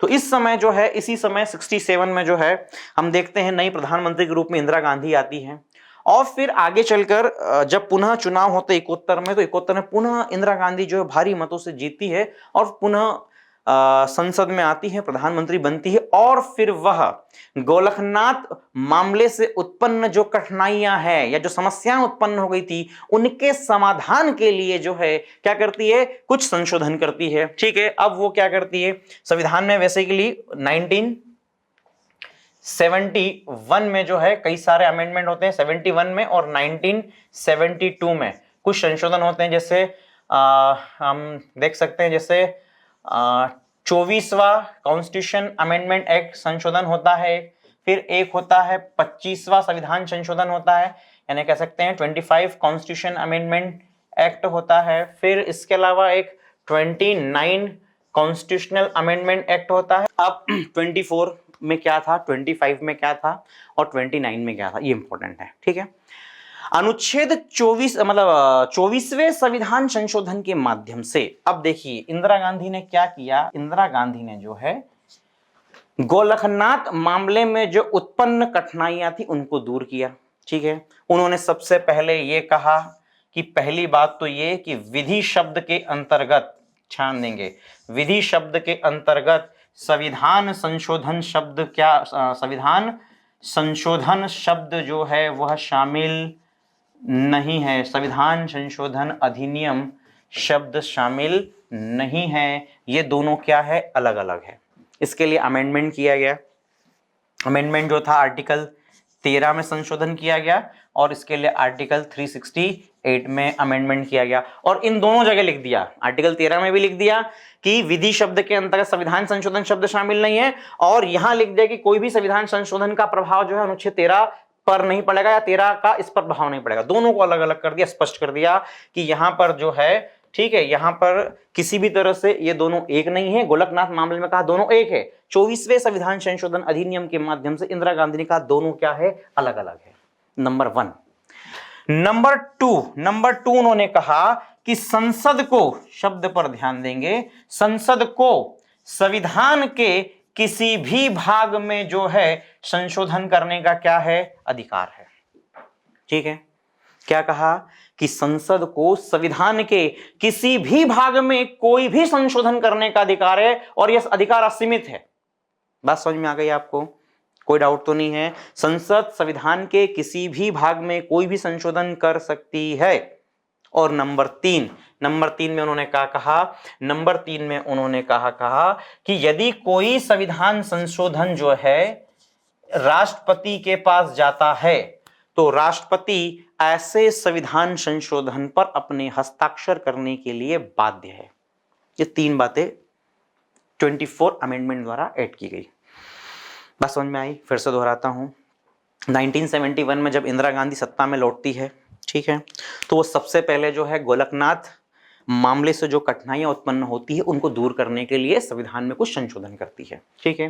सबसे पहला संशोधन होता है 24वां संविधान संशोधन, और इस 24वें संविधान संशोधन के माध्यम से वो पहली बात यह कहती है कि विधि शब्द के अंतर्गत संविधान संशोधन शब्द शामिल नहीं है। इसमें जो है 13 में जो है 4 जोड़ा जाता है, 13 4 जोड़ा जाता है, और यहाँ पर 368 3 जोड़ा जाता है ना, दोनों में अमेंडमेंट किया था। और इस अमेंडमेंट के माध्यम से स्पष्ट कर दिया कि विधि शब्द के अंतर्गत संविधान संशोधन शब्द शामिल नहीं है, अर्थात संसद को संविधान के यानी मूल अधिकारों सहित संविधान के किसी भी भाग में कोई भी संशोधन करने का अधिकार प्राप्त है, ठीक है। और तीसरा पॉइंट कहा कि यदि कोई संविधान संशोधन विधेयक राष्ट्रपति की अनुमति के लिए या सिफारिश के लिए जाता है तो राष्ट्रपति उस पर अनुमति देने के लिए बाध्य है, अर्थात राष्ट्रपति ऐसे विधेयक को लौटा भी नहीं सकता है, ठीक है। अच्छा, जिन लोगों को अभी नहीं पता है कि कैसे संविधान संशोधन होता है या राष्ट्रपति कौन कौन सी वीटो शक्ति होती है, तो वो अभी राष्ट्रपति तक का इंतजार करें। किंतु अभी आप यहाँ याद कर लें, जो मैं बोल रहा हूं उसको याद कर लें कि यदि कोई संविधान संशोधन विधेयक यानी जब वो बिल जब पार्लियामेंट में पास होकर जाता है, कहां पर, प्रेसिडेंट के पास में जाता है, तो प्रेसिडेंट उसको वीटो नहीं कर सकता है या उस विधेयक को लौटा नहीं सकता है, पुनर्विचार के लिए संसद को लौटा नहीं सकता। राष्ट्रपति को अनिवार्य रूप से उस पर क्या करना होगा, हस्ताक्षर करना होगा, ठीक है। ये 24 में कर दिया। 25 अमेंडमेंट के माध्यम से क्या किया उन्होंने, देखो ध्यान देंगे कि 25 कॉन्स्टिट्यूशन अमेंडमेंट के माध्यम से संविधान में एक नया अनुच्छेद जोड़ा, और वो अनुच्छेद क्या था, 31C था, ठीक है। 31C क्या था, ध्यान दीजिएगा, इसके पहले जवाहरलाल नेहरू जो है प्रथम संविधान संशोधन अधिनियम के माध्यम से अनुच्छेद 31 में ए और बी जोड़ चुके हैं, 31A 31B जोड़ चुके हैं, जिसमें जो है 9 शेड्यूल को स्टैब्लिश किया था और कहा था कि कोई भी लॉ अगर हम 9 शेड्यूल में डाल देंगे तो जुडिशियल रिव्यू नहीं हो सकता है, यही पढ़ा था हमने। किंतु इंदिरा गांधी उससे एक कदम और आगे गई और उन्होंने 25वें संविधान संशोधन के माध्यम से स्पष्ट रूप से लिख दिया कि यदि हम आर्टिकल 39B और आर्टिकल 39C को लागू करने के लिए कोई कानून बनाते हैं, शब्द पर ध्यान देंगे, ये दोनों आर्टिकल जो हैं वो डीपीएस के हैं। 39B यह कहता है कि राज्य जो है भौतिक संपदाओं का या भौतिक संसाधनों का वितरण उचित करेगा, समान करेगा। और 39C कहता है कि अर्थव्यवस्था, राज्य जो है अर्थव्यवस्थाओं में धन का और उत्पादन के साधनों का अहितकारी केंद्रीकरण करने से रोकेगा। यह दोनों अनुच्छेद समाजवाद की स्थापना करते हैं। तो 31C में इंदिरा गांधी ने यह लिखवा दिया 25वें संविधान संशोधन के माध्यम से कि आर्टिकल 39B आर्टिकल 39C को लागू करने के लिए राज्य यदि कोई कानून बनाता है तो ऐसे कानून को इस आधार पर चुनौती नहीं दी जा सकती है कि वह आर्टिकल 14, आर्टिकल 19 और आर्टिकल 31 का उल्लंघन करता है। बात समझ में आई? कुल मिलाकर आर्टिकल 39B और आर्टिकल 39C को एग्जीक्यूट करने के लिए यदि कोई लॉ बना रहा है, उस लॉ को इस ग्राउंड पे चैलेंज नहीं कर सकते हैं कि वो आर्टिकल 14, 19 और 31 का वायलेशन करता हो या उल्लंघन करता हो। यानी इसको जुडिशियल रिव्यू से क्या कर दिया? फ्री कर दिया। ठीक है। एक और अमेंडमेंट किया जिसके माध्यम से जो राजा रजवाड़े थे, जिनको प्रीवी पर्स यानी कि पॉकेट मनी मिलती थी, मैंने पढ़ाया था देशी रियासतों के विलय करते समय कि जब माउंटबेटन ने पटेल को कहा था कि यदि राजो रजवाड़ों को यहां मिलाना है तो उनको कुछ विशेषाधिकार दिए जाने चाहिए, तो इंदिरा गांधी ने उसको भी समाप्त कर दिया। ठीक है। और एक 72 में अमेंडमेंट किया, वो है 29 कॉन्स्टिट्यूशनल अमेंडमेंट एक्ट था। इसके माध्यम से क्या हुआ कि जो केरल लैंड रिफॉर्म एक्ट थे, ठीक है, केरल लैंड रिफॉर्म एक्ट थे, उस केरल लैंड रिफॉर्म एक्ट को किस में डाल दिया? 9th शेड्यूल में डाल दिया। ठीक है, 9वीं अनुसूची में डाल दिया। अब ऑब्वियस सी बात है, यदि कोई अधिनियम जो है 9वीं अनुसूची में डल जाएगा तो क्या हो जाएगा? उसका जुडिशियल रिव्यू नहीं हो सकता है। बात समझ में आ रही है? केरल राज्य ने अपना भूमि सुधार अधिनियम बनाया था और उसको इस संशोधन के माध्यम से कहां डाल दिया? 9 शेड्यूल में डाल दिया। ठीक है। अब ये इंदिरा गांधी ने जो है इतने अमेंडमेंट कर दिए और इन अमेंडमेंट के माध्यम से यह स्थापित करने की कोशिश की कि अब हम सामाजिक आर्थिक न्याय को लागू करेंगे या समाजवाद की धारणा को लागू करते हैं तो उसमें मूल अधिकार बाधा उपस्थित नहीं करेंगे। और इसमें 24वें में कह दिया था कि संसद को कुछ भी संशोधन करने की शक्ति प्राप्त है, विधि में संविधान संशोधन शब्द शामिल नहीं है। ठीक है।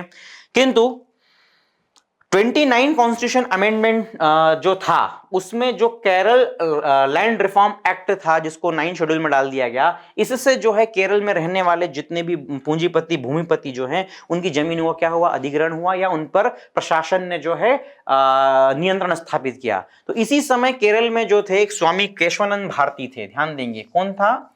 स्वामी केशवानंद भारती। ठीक है। और इस केशवानंद भारती जो है, स्वामी केशवानंद भारती जो हैं, इनका अपना एक मठ था, यानी मठ था, बहुत सारे जो है इनके उस समय वहां पर आश्रम थे, जो बहुत सारी संपत्ति थी उनके मठ की। ये वहां पर मतलब कह सकते शंकराचार्य कहलाते थे। तो इनकी अपनी मठ थी, उनकी अपनी संपत्ति थी और भी बहुत सारी जमीनें थी। तो वहां पर केरल लैंड रिफॉर्म एक्ट के माध्यम से केशवानंद भारती के मठों पर और संपत्ति पर किसने नियंत्रण स्थापित कर लिया?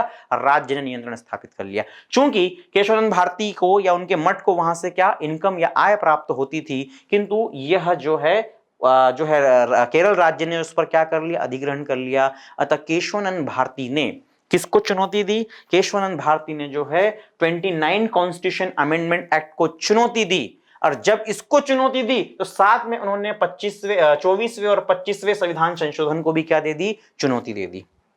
और चुनौती क्यों दी? उन्होंने कहा कि यह क्या है? असंवैधानिक है।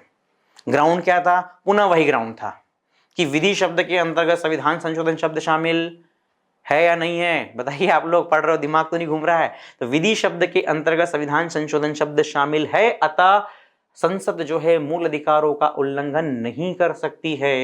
यदि करना ही था तो फिर वो मूल अधिकार लिखा ही क्यों था? हमें संपत्ति का अधिकार दिया ही क्यों है? ठीक है, चुनौती दी।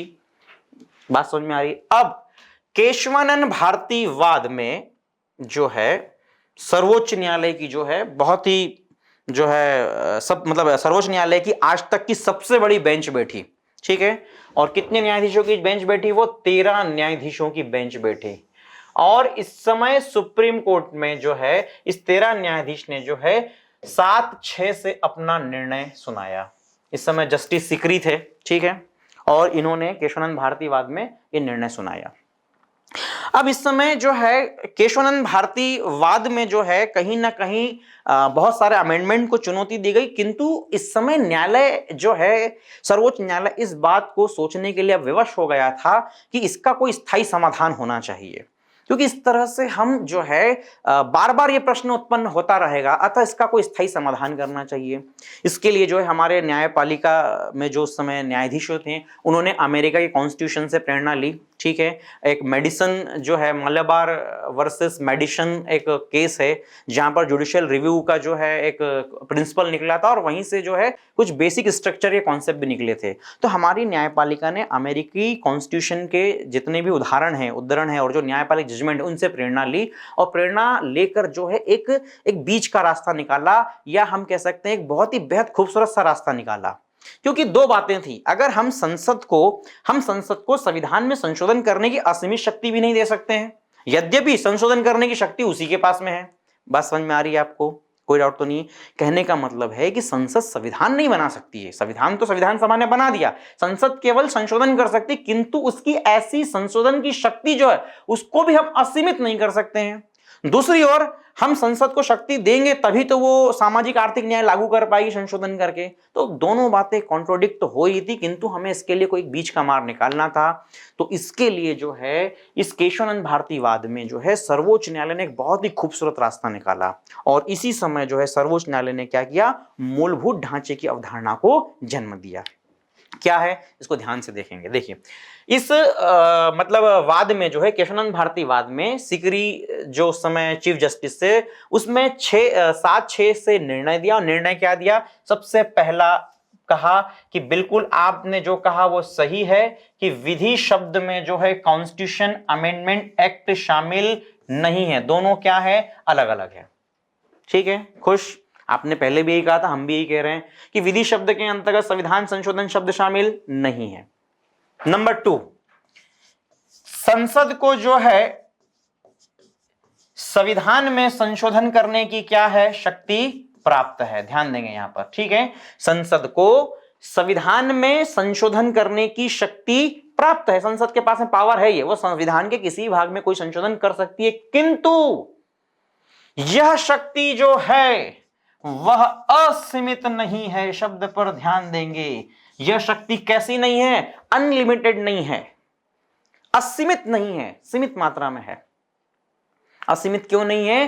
क्योंकि यहां पर जो है सर्वोच्च न्यायालय ने एक ऐतिहासिक निर्णय देते हुए मूलभूत ढांचे की अवधारणा का जन्म दिया और कहा कि संसद संविधान में संशोधन तो कर सकती है, किंतु वह संविधान के जो है, ठीक है, किसके, संविधान के जो है बेसिक स्ट्रक्चर को, यानी बुनियादी ढांचे के साथ कोई छेड़छाड़ नहीं कर सकती है। यानी जब हमने कॉन्स्टिट्यूशन बनाया हमारी संविधान सभा ने, तो कुछ संविधान के ऐसे मूलभूत बिंदु हैं जो जिस पर संविधान टिका हुआ है, आधारभूत बिंदु है, उसको कभी भी चेंज नहीं किया जा सकता है। बात समझ में आई? यहां पर कहा कि संसद को संविधान में संशोधन करने की शक्ति प्राप्त है, किसी भाग में संशोधन कर सकती है, मूल अधिकार में भी, क्योंकि विधि शब्द के अंतर्गत संविधान संशोधन शब्द शामिल नहीं है। ध्यान देंगे, अतः आपको यह शक्ति प्राप्त है, किंतु संशोधन करने की ऐसी शक्ति असीमित नहीं है, अनलिमिटेड नहीं है, वह सीमित शक्ति है। और चूंकि यह सीमित शक्ति क्यों है? क्योंकि हमारे संविधान का कुछ एक बेसिक स्ट्रक्चर है, मूलभूत ढांचा है, ऐसे मूलभूत ढांचे को संसद कभी भी छेड़ नहीं सकती, उसमें संशोधन नहीं कर सकती है। बात समझ में आई? अब सरकार ने प्रश्न पूछा, अच्छा ये बता दो मूलभूत ढांचा क्या है? तो सर्वोच्च न्यायालय ने कहा कि हम समय समय बताते रहेंगे कि मूलभूत ढांचा क्या है, जैसे जैसे वाद आएगा वैसे वैसे हम बता देंगे कि मूलभूत ढांचा क्या है। बात समझ में आई? देखिए क्या होता है कि जब हम किसी चीज को डिफाइन कर देते हैं, परिभाषित करते हैं, तो वो चीज क्या होती है, सीमित हो जाती है। तो यहां सर्वोच्च न्यायालय ने जो है गेंद अपने पाले में कर ली और कहा कि हम ऐसा डिफाइन नहीं कर सकते हैं, जैसे जैसे केस आते जाएंगे, वाद आते जाएंगे, समय समय पर हम संविधान के मूलभूत ढांचे की व्याख्या करते रहेंगे। जैसे आगे चलकर बताया कि जुडिशियल रिव्यू जो है संविधान का मूल ढांचा है, हम जो है किसी भी कानून का रिव्यू कर सकते हैं, ये मूलभूत ढांचा है। डेमोक्रेसी क्या है? मूलभूत ढांचा है। सेकुलरिज्म क्या है? मूलभूत ढांचा है। डीपीएस क्या है? मूलभूत ढांचा है। बात समझ में आ रही है आपको? तो यहां पर जो है संसद संसद को संविधान में संशोधन करने की शक्ति है, किंतु वह असीमित नहीं है। वह संविधान के मूल मतलब वह ऐसा कोई संशोधन नहीं कर सकती जिससे संविधान का मूलभूत ढांचे को क्षति पहुंचती हो या चोट पहुंचती हो। ठीक है, तो यह ऐतिहासिक निर्णय दिया गया किसमें? केशवानंद भारतीवाद में दिया गया। ठीक है, और केशवानंद भारती से ही किसकी अवधारणा प्रकट होती है? मूलभूत ढांचे की अवधारणा प्रकट होती है, प्रतिपादित होती है। याद रहेगा आप लोगों को। ठीक है, किंतु इंदिरा गांधी कहां मानने वाली थी? उन्होंने पुनः जो है केशवानंद भारतीवाद को पलटने के लिए क्या किया? एक नया कॉन्स्टिट्यूशन अमेंडमेंट किया। कौन सा किया? 42 कॉन्स्टिट्यूशन अमेंडमेंट एक्ट कब लेकर आए? 1976 में एक नया संशोधन किया। और इस कॉन्स्टिट्यूशन अमेंडमेंट एक्ट के माध्यम से किसको बदलने का? मूलभूत ढांचे की अवधारणा को बदलने का प्रयास किया। चूंकि उसमें कहा था कि संसद के पास में संशोधन करने की शक्ति कैसी है? सीमित है।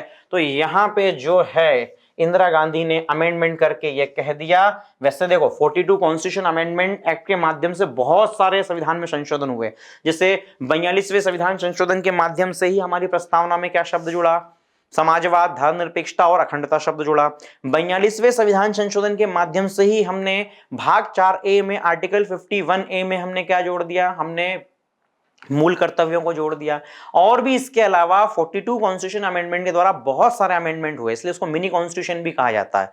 किंतु इससे संबंधित उन्होंने क्या परिवर्तन किया? इससे संबंधित उन्होंने आर्टिकल 368 में कुछ चेंजेस लाया, 13 और 368 में कुछ परिवर्तन लाया, और इसके माध्यम से बस यही कहा कि संसद को जो है संविधान में संशोधन करने की जो शक्ति है, ठीक है, ध्यान देंगे, संविधान में जो है संशोधन करने की शक्ति है वो कैसी है? असीमित है।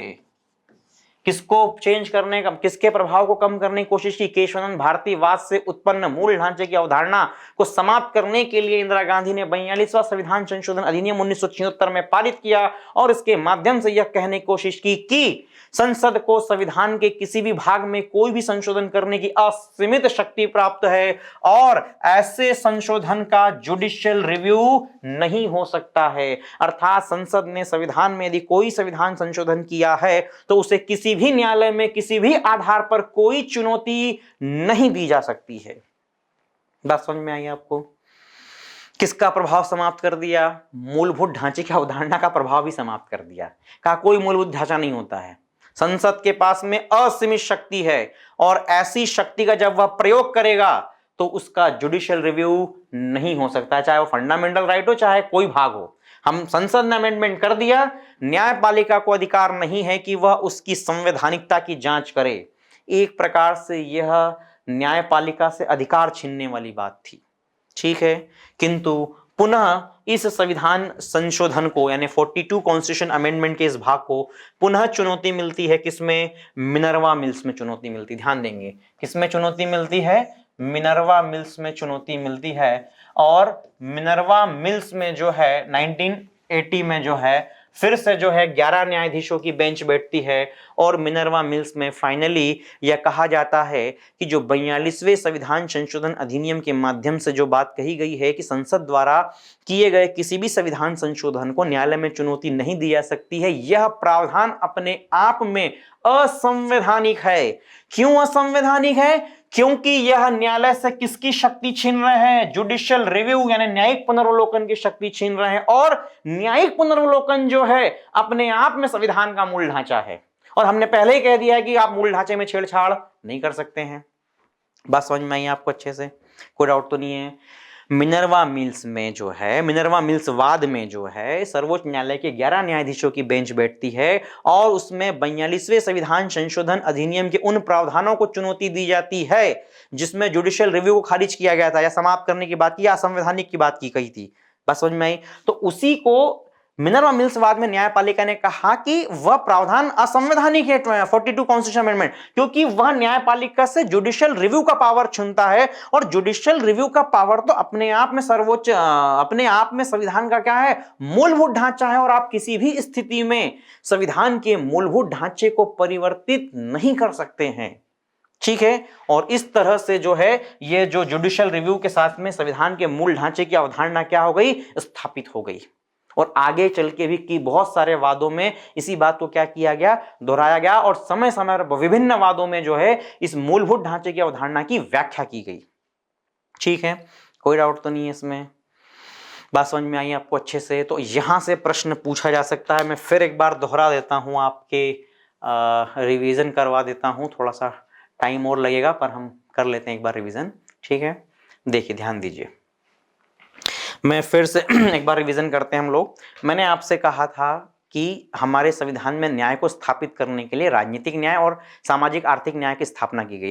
राजनीतिक न्याय को स्थापित करने के लिए मूल अधिकार बनाए गए, सामाजिक आर्थिक न्याय को स्थापित करने के लिए नीति निरीक्षक तत्व बनाए गए। यद्यपि मूल अधिकारों को वाद योग्य बनाया गया न्यायालय में और नीति निरीक्षक तत्व को वाद योग्य नहीं बनाया गया। इसलिए जब भी सरकार या राज्य जो है नीति निरीक्षक तत्व को लागू करने के लिए कोई कानून बनाती थी तो वो किससे टकराहट होते थे, वो फंडामेंटल राइट से जो है टकराहट हो जाती थी। और चूंकि फंडामेंटल राइट से अगर टकराहट होगी तो स्वाभाविक सी बात है कि मूल अधिकार वाद योग्य है, अतः प्राथमिकता किसे मिलेगी, मूल अधिकारों को मिलेगी। तो ऐसी स्थिति में जो है सरकार या राज्य जो है सामाजिक आर्थिक न्याय की स्थापना नहीं कर पा रही थी। ऐसा ही केस हमने देखा था चंपकम दुराईराजन बना मद्रास राज्य में, जिसमें जो है सर्वोच्च न्यायालय ने मद्रास राज्य द्वारा किए गए अनुसूचित जाति जनजाति के आरक्षण को असंवैधानिक कर दिया। और ऐसे राज्यों के द्वारा बहुत सारे लैंड रिफॉर्म एक्ट पारित किए गए जो संपत्ति के अधिग्रहण करते थे। तो उन सब वादों में न्यायालय का पक्ष किसकी ओर था, मूल अधिकारों की ओर था, क्योंकि न्यायालय को मूल अधिकारों का संरक्षक बनाया गया था, सर्वोच्च न्यायालय को। तो इन सब प्रभावों को दूर करने के लिए जवाहरलाल नेहरू ने प्रथम संविधान संशोधन अधिनियम 1951 में पारित किया और आर्टिकल 31A, 31B और 15(4) को जोड़ा। 31A और 31B के माध्यम से जमींदारी उन्मूलन कानून और भूमि सुधार संबंधी कानूनों को न्यायपालिका से सुरक्षा प्रदान करी, 9th शेड्यूल बनाया और समस्त कानूनों को 9th शेड्यूल में डाल दिया और कहा कि इनका जुडिशियल रिव्यू नहीं हो सकता है। ठीक है, उस फर्स्ट कॉन्स्टिट्यूशन अमेंडमेंट को चुनौती किसमें दी, शंकरी प्रसाद ने चुनौती दी और उन्होंने एक आर्गुमेंट दिया कि अनुच्छेद 13(2) में जो विधि शब्द है, यानी राज्य ऐसी कोई विधि नहीं बनाएगा तो विधि शब्द के अंतर्गत संविधान संशोधन शब्द शामिल है या नहीं। तो उन्होंने जो शंकरी प्रसाद ने आर्गुमेंट दिया कि विधि शब्द के अंतर्गत संविधान संशोधन शब्द शामिल है, अतः राज्य के द्वारा बनाया गया, संसद के द्वारा बनाया गया प्रथम संविधान संशोधन अधिनियम असंवैधानिक है क्योंकि यह मूल अधिकारों को कम कर रहा है।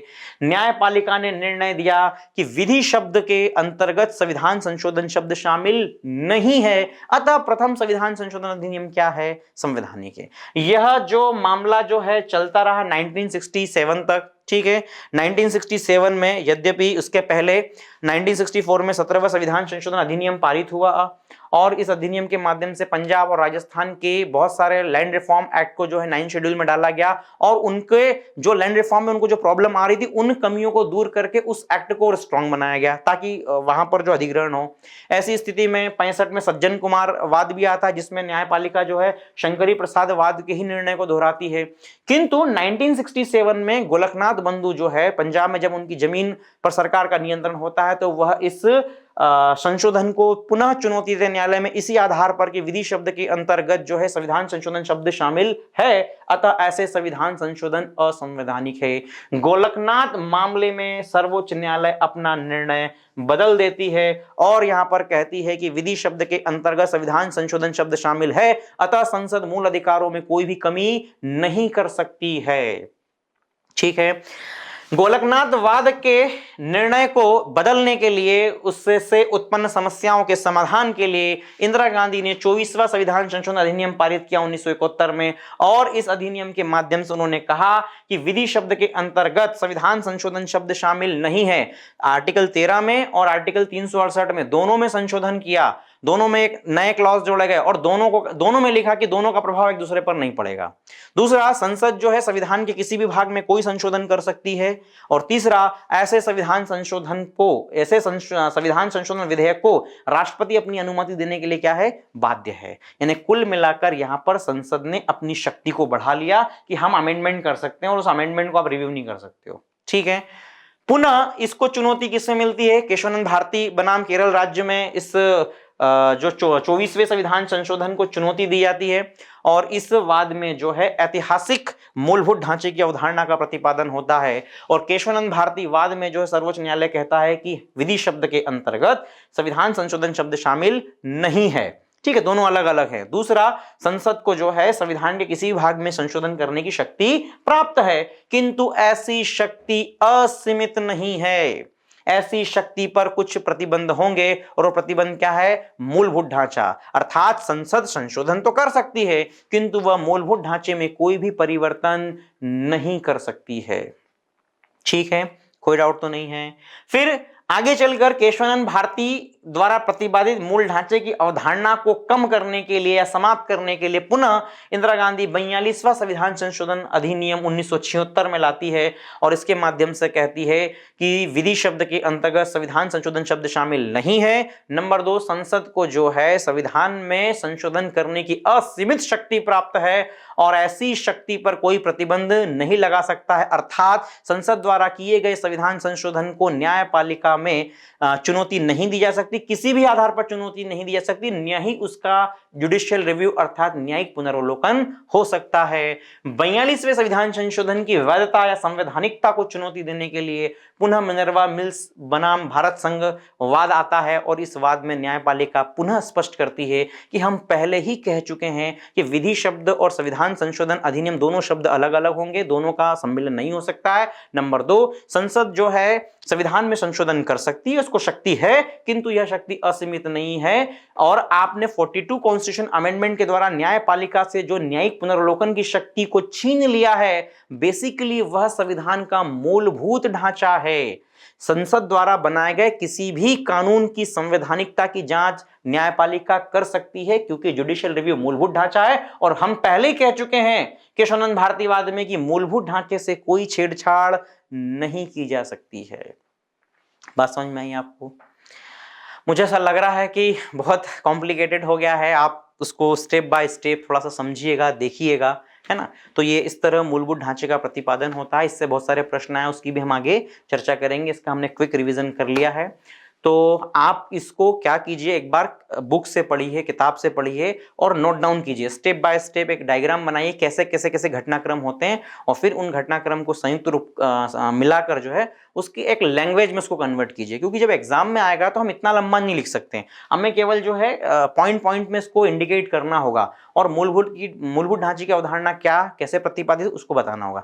अभी भी ये समाप्त नहीं हुआ है। अब मूलभूत ढांचे की अवधारणा में और क्या क्या आता है वो अभी हम आगे पढ़ेंगे, जब और वाद पढ़ेंगे तो उसको और डिटेल में हम देखेंगे। ठीक है, आज के लिए मैं इतना ही रखता हूं, और उम्मीद करता हूं कि आज का लेक्चर आपको अच्छा लगा होगा या नहीं लगा होगा, ये आप ही बताएंगे मुझे।